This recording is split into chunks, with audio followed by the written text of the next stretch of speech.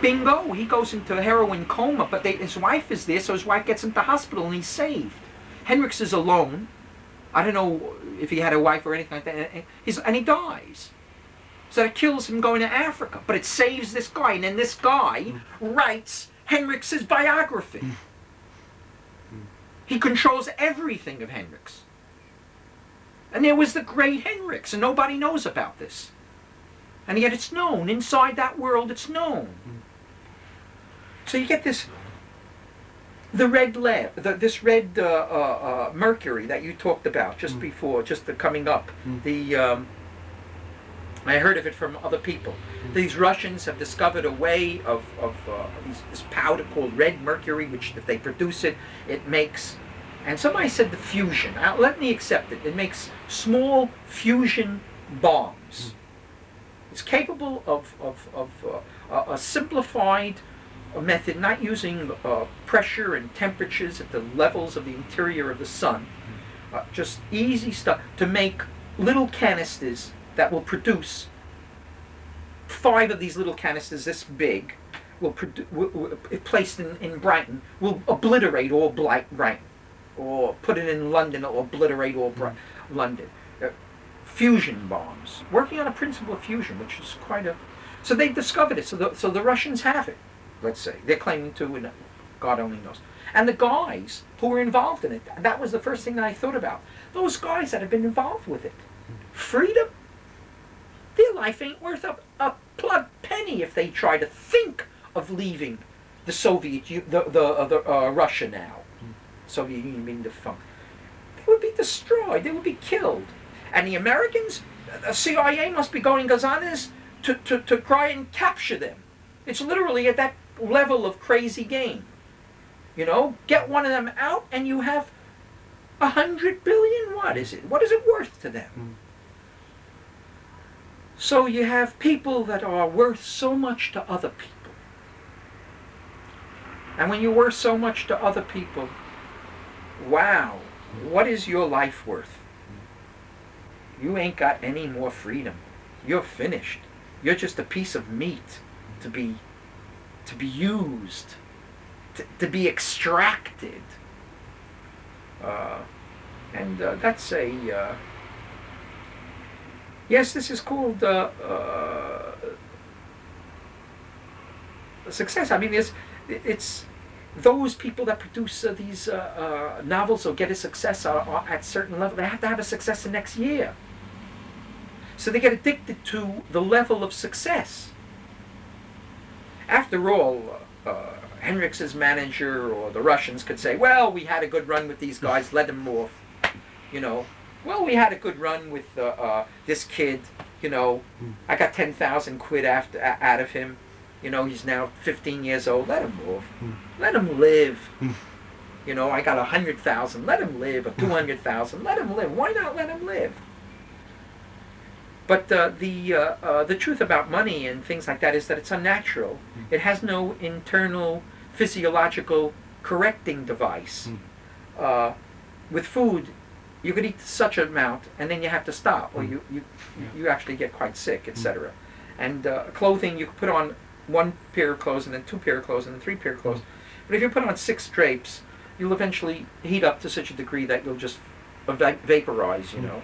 So you can't be, although some people, I knew a woman I was involved with, in fact, who had, when wealthy people buy things, she had cashmere sweaters. She bought, her parents or herself, she would buy 20 cashmeres at once.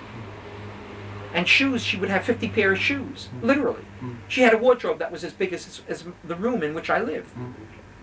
And all of it was different shoes and cashmeres. And then she has a benign head. She wanted to do good for people.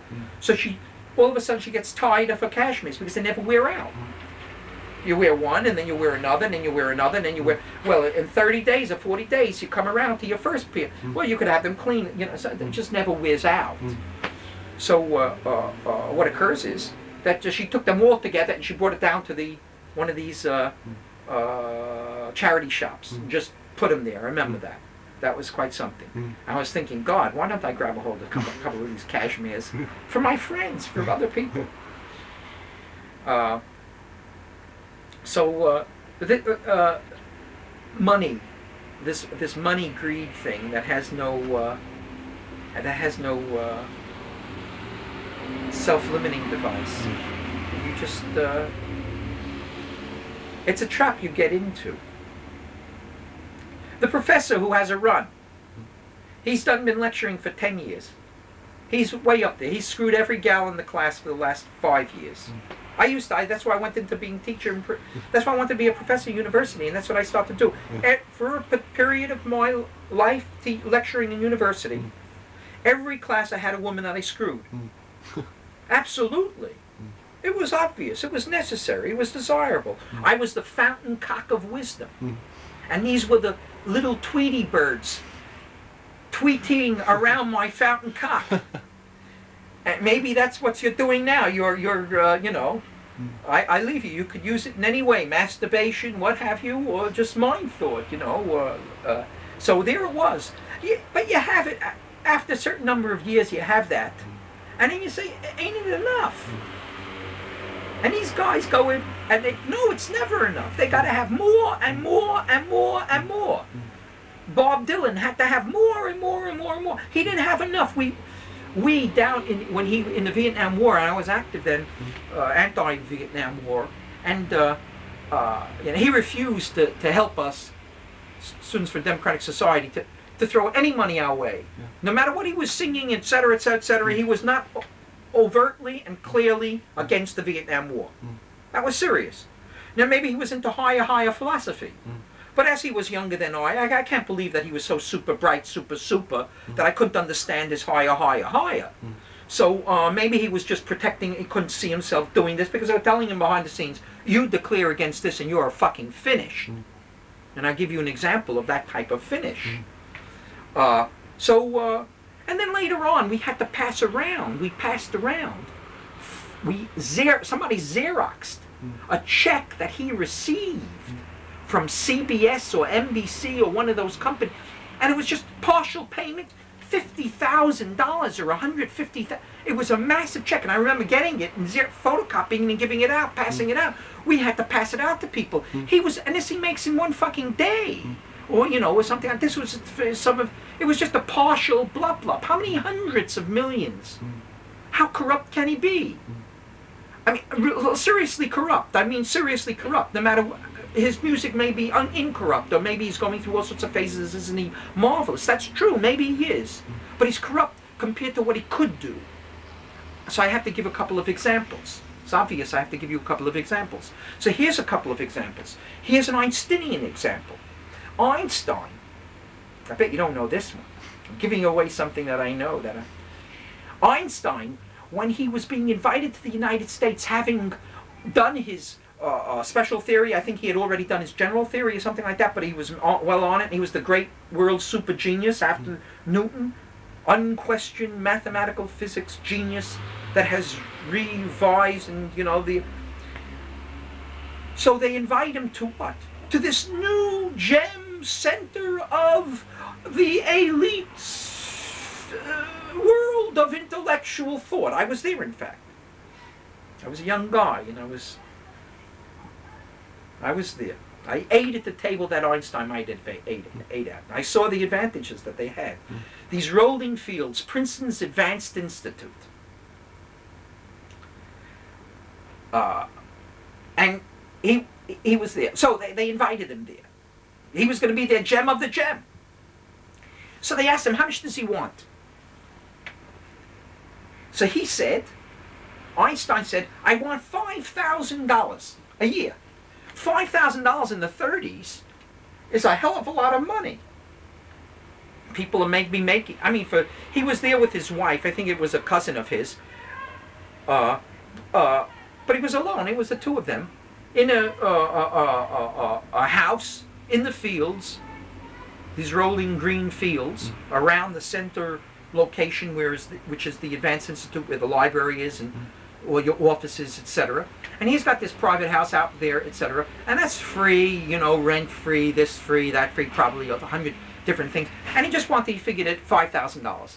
These guys, these Princeton, the board of what have you or other, they looked and they realized Einstein is wrong. He's given them the wrong answer. They refused to give him $5,000. Did you know that they refused to give him $5,000? Do you know why they refused to give him $5,000? No. They forced on him $25,000. They won't allow somebody of that stature, who legitimates everything they do, to receive less money. Genius has to be legitimate money. So he had to get 25,000, not 5,000. If he got 5,000, he was in a level of able workers, great workers, etc. But he was at that low level. No. We got to get him to this level, where money and excellence get fused, and that's the bullshit that you get in universities. That's the Greek philosophical shit tradition. Yeah. In a certain way. There were where you get the philosophers teaching, the great philosophers there, Aristotle teaching Alexander the Great, the head of Macedonia, king of or you get teaching Plato, who was an aristocrat, or what have you, rather. Socrates teaching Plato, etc., etc. They were teaching the aristocratic. They only have that type of tradition where the philosopher, the able thinker, developed because of certain reasons or other. And these guys Socrates was a stone carver. I think he was black. I'm reading about it. I'm reading Epictetus now, a guy in the Roman Empire. He was a former slave. And who was he teaching? The fucking aristocrats. They're jumping on him. Well, that's a type of tradition. So legitimation through status and money. Now it's the money scene and status, etc. And you got to have it unendingly. You can't stop. You can't say, hey, I've had it. That's enough. Let me jump out into the world and be a common person again. And then when I meet people, I can legitimate them. Instead of who am I legitimating? Only the rich, only the powerful, only those who possess status already. Einstein probably met nobody never met a person after he was 30 years old, of low status. He probably never ever did. And yet he was a socialist. He had lost. He didn't know. He didn't know that the game was to get out, abandon that world, and do local, don't go on TV. Don't try to, just, be low, meet people individually, etc., and validate them. There is a tradition, there's a philosophical tradition which people would go out, very high-powered guys, would go out and anonymously, for 3 months of the year, and they made their living by making shoes, or being they had a trade. Their head was not captured. No money ever did they get paid for their sacred learning. Now it's all prostitution, total prostitution. That's why the UB40 is brilliant, and also. That's it? Yes, I recall this one. I have a friend. I've known him a long while, 20 years or so. And he was one of the Dada poets. He was famous, sort of famous. And he would be at the Queen Elizabeth Hall, maybe not, and I've seen him in big millions, and he was the darling, with the other people, the darling of the age for the university students. And he would be on stage 200, 300 times every year. Knockouts, whammo, whammo, wow, doing other things as well. Well, I saw him. I knew him. I mean, we used to play chess together and all sorts of things, and I was a close person. And he, one day, we're walking in the Highbury Fields. I see him, and I go over and we talk, and he's depressed. He's really down, completely down, feeling horrendous. And he tells me his life is over. His life is over. So I say, how come? Why? Your life over? He says, we have only had 80 productions this year in touring and this and that. It was evidently going down. He had a 10, 15 year super run. He was only doing 80 productions, but he was addicted to 200 productions a year. So he was feeling his life was over, he was saying. He was so down you couldn't imagine. And I couldn't believe it. I consider that infantile. It's amazing that he couldn't. And here he's a poet. But he was a poet playing for the, not for deep wisdoms, for those university students, make them laugh and make them this or make them that, but not make them really think. And this is who they were going for. A guy who, because he's only doing 80, you understand? I mean, if we could do 5 or 6 or 10 a year, we consider ourselves super duper whooper. 80. I swear to you, I mean, that was the level. And he's depressed. And so the same thing, these guys, these Frank Sinatras of the world, these Perry Como, you know, they're addicted. They're more addicted than to doing it than we are to seeing them almost. But the both sides is super psychotic. These guys that are, you know, I mean, Frank Sinatra's a gillionaire. He doesn't need it, so it's the charge of being on stage and his relationship with these other people. You know, Frank Sinatra once, when I was younger, he was already a star. I think he's 10 years older than me or something like that. But he was already a superstar. And when I was this high. And later on, when I became that high, and I go into the sexual universe, and I'm a fucker in the, you know, in the Greenwich Village, and I'm a mathematician, poet, fucker, revolutionary, what have you or other, etc. There is this gal. I can't recall because there was one other gal that invited me to something similar. There was a gal, knockout woman, who was inviting me to a Caribbean island. We had to just get there, and everything was going to be laid on free, etc., etc., etc., etc. And you know what it was? You go into this massive palatial palace of some sort or other, where there's a great room, and it's all plush and all, and males and females of youth, and you know, and there was a king's chair, she says, and upon that chair, Frank Sinatra sat. And orgies occurred. He fucked so many people, you know, unbelievable. Talking about fucking.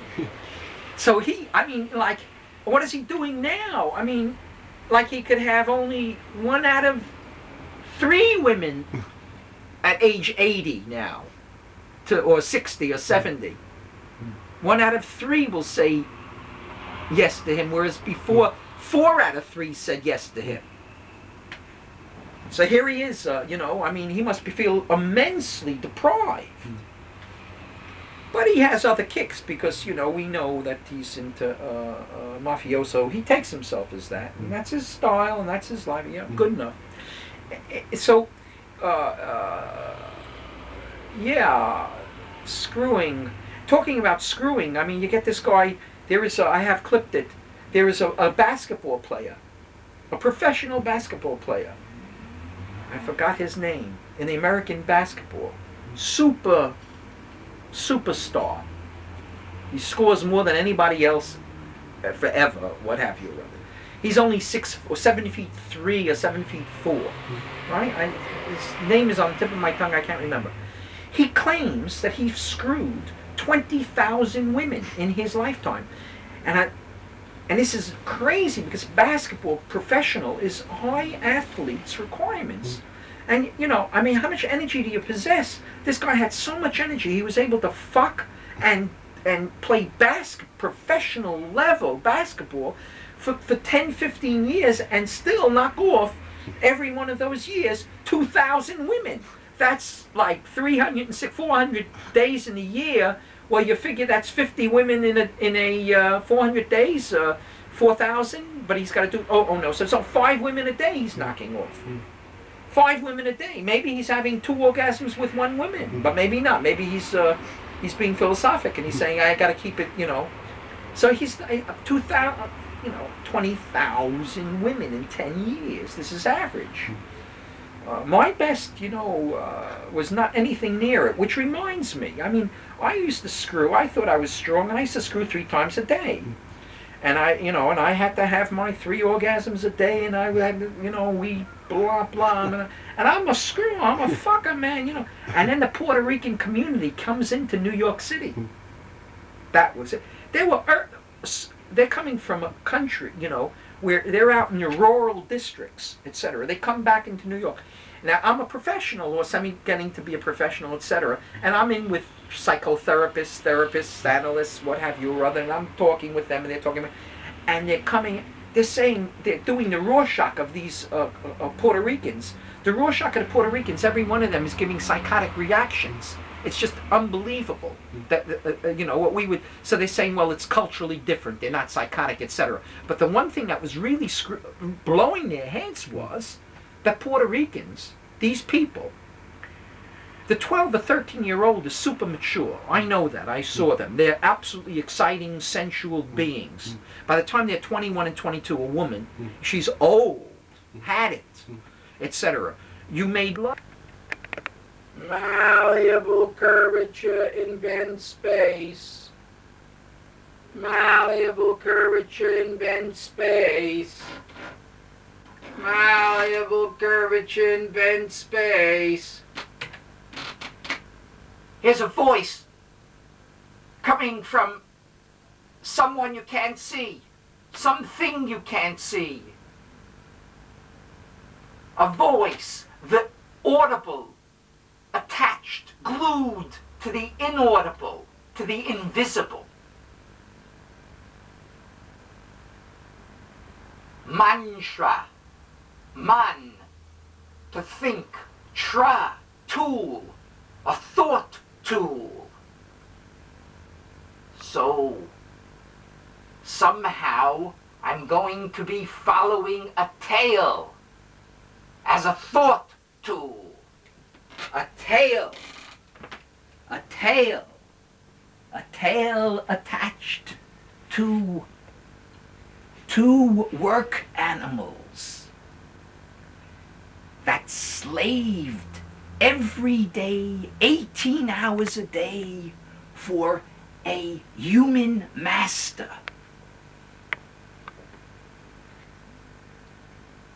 Their backs were saddle sore from the weights they carried unendingly from A to B to B to A. One of the animals was a donkey. He never had a thought beyond the moment. He grumbled about the weights he carried, desiring them to be less heavy, but that was all that coursed through his brain. The other animal was a camel. He was a different sort of animal. He was a dreamer. He dreamt of a land of freedom. He had heard that there was just such one place called the land of the UB40, wherein, instead of being occupied forever by the wills of masters, other people, you did what you wanted to do all day long, every day. He dreamt of writing poems. He wanted to be a poet. One year, their human master suffered a financial plunge. There was no money about. He could not occupy his animals all the day for the 18 hours. The stable door was getting weaker, but there was no money coming in. There was no business happening. And so he put off the repairs. The donkey didn't know what to do. Sort of was bored by the free time in the stable. So he watched animal TV to escape his boredom. The camel shunned TV and began to write verses and dream even more about the wonderful land of the UB40. One day, the stable door broke. Night came, and these animals, these two work animals, were, for the first time, presented with the opportunity